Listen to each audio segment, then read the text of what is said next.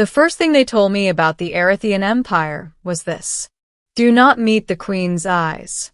The second thing they told me was worse: if she speaks to you directly, kneel. I had done neither. That was why the door was now locked behind me. The metallic seal hissed shut with finality, a sound that echoed through the vast chamber like the closing of a tomb. Blue bioluminescent veins ran along the curved walls, pulsing faintly in rhythm with some hidden energy source. The air carried a scent like rain before a storm, clean, electric, alive. And standing at the center of it all was the most powerful being in 3 star systems, Queen Veloria of Aerith. She was taller than any human, her form graceful and imposing at once.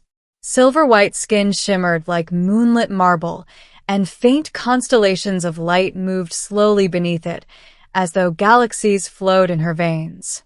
A mantle of translucent fabric fell from her shoulders, shifting color with her emotions. At this moment, it glowed a deep violet. Her eyes fixed on me. You belong in my chamber tonight, human. Her voice was calm. Not loud. Not angry. Certain. I swallowed. My name, I said carefully, is Daniel Reyes. A flicker of amusement crossed her features. I am aware. 2 weeks earlier, I had been a systems engineer aboard the exploration vessel Odyssey's Reach. We had entered Erethian space on a peaceful first contact mission, broadcasting mathematics and music, hope wrapped in radio waves. We were intercepted in less than an hour.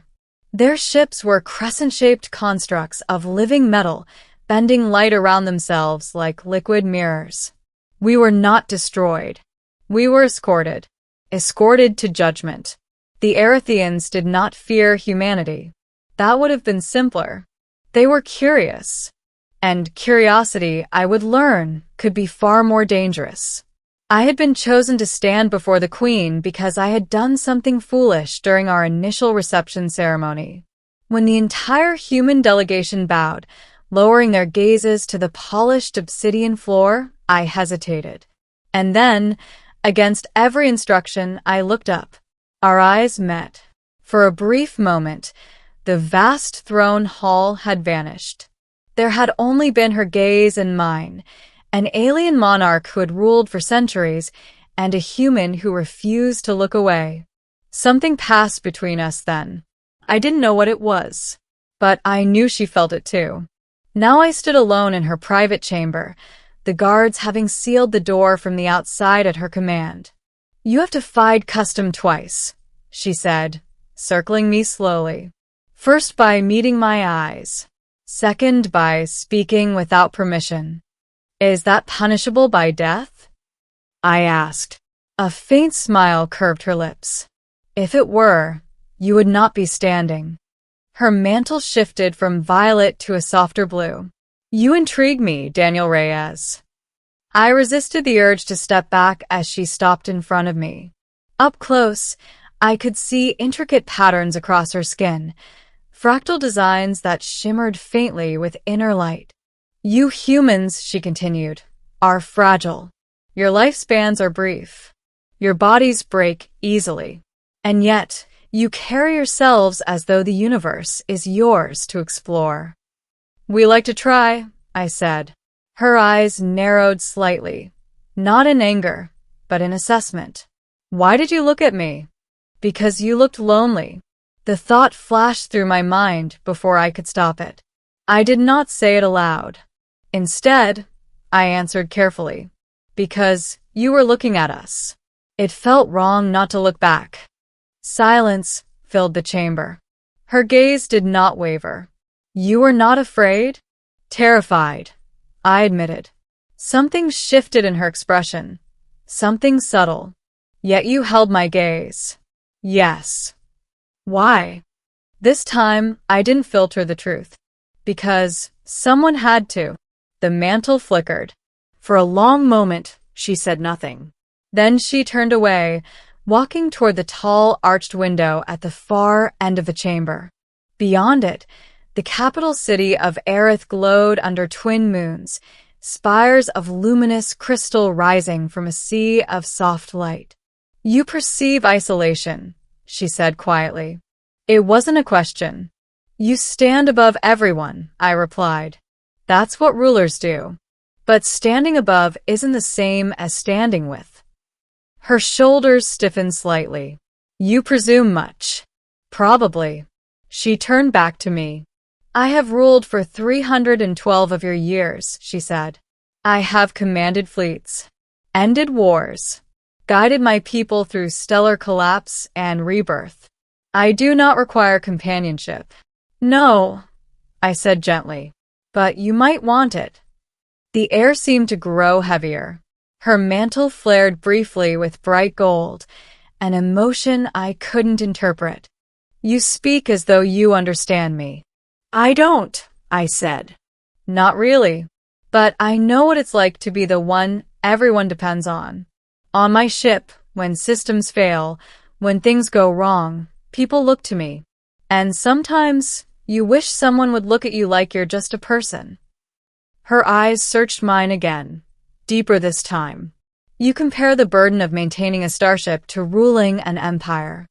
"I compare responsibility to responsibility," I replied. "Scale doesn't change the weight." Silence. Then, unexpectedly, she laughed. It wasn't mocking.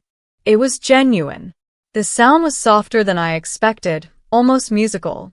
"You are unlike the others," she said. "Most humans are," I said. She studied me as though I were a puzzle she had not yet solved. "I have studied your species since you crossed into our monitored sectors," she admitted. "Your transmissions, your art, your history." I winced slightly. "Then you know we're a mess." "You are chaotic," she corrected. "Violent, compassionate, self-destructive, noble."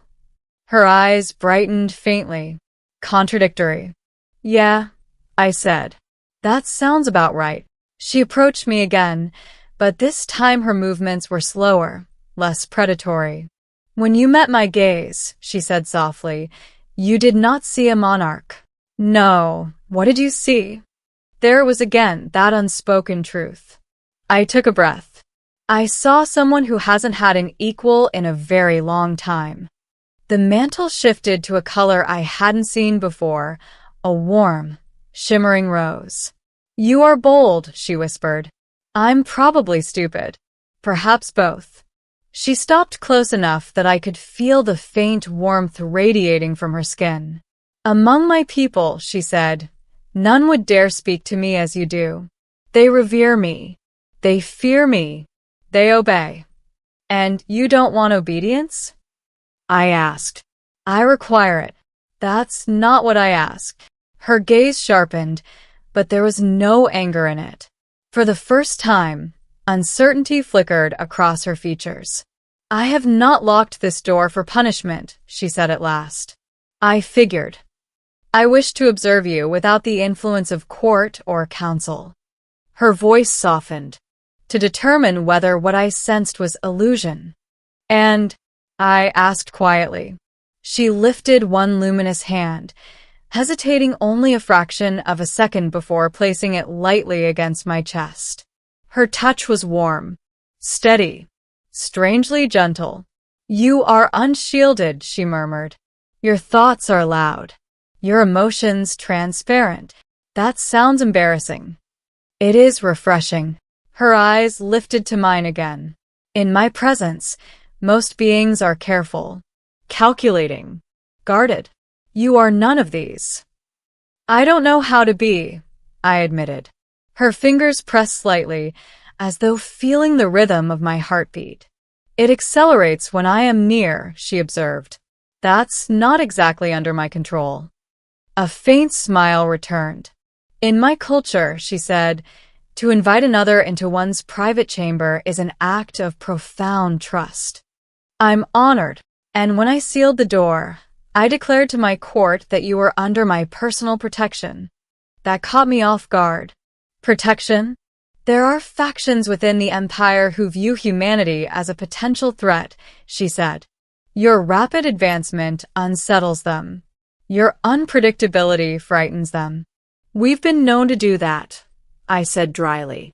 If any were to harm you now, she continued, they would be challenging me directly. I stared at her. You're risking political instability for conversation? For clarity, she corrected. For understanding. Her hand remained over my heart. Tell me, Daniel Reyes, she said softly.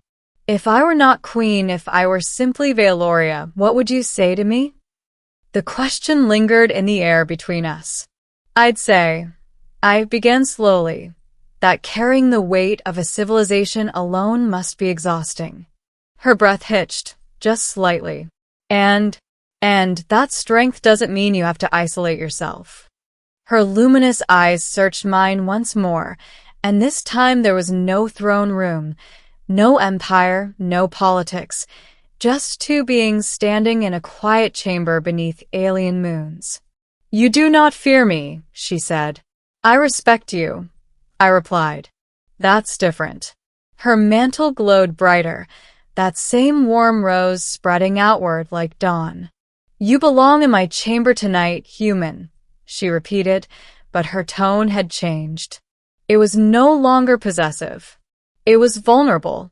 Not as a prisoner, she added, but as my chosen guest. I let out a breath I hadn't realized I was holding. I can live with that. She withdrew her hand slowly, though her gaze remained steady. You will remain under my protection while your people negotiate their place within my empire's borders, she said. You will dine with me. Speak with me. Challenge me if you dare. I probably will.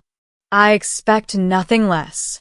A faint chime echoed through the chamber walls, a distant signal from beyond the sealed door. My counsel grows restless, she murmured. Let them, I said. Her lips curved again. You are dangerous, she observed. How so? You make me consider possibilities I had dismissed. Like what? Alliance, she said. Not merely between our species, but between individuals. I understood then that this was bigger than either of us. Humanity's future in this region of space might hinge on what happened in this room, not through treaties or displays of power, but through understanding. You don't have to carry it alone, I said quietly. Not the Empire, not the future. For a long moment, she simply looked at me. Then she stepped closer, close enough that our foreheads nearly touched. In 3 centuries, she whispered, no one has spoken to me as you have tonight. Maybe it was overdue. Her eyes shimmered faintly. Stay, she said. Not as a command, as a request. I nodded. I'll stay. Outside the chamber, politics would churn. Admirals would argue.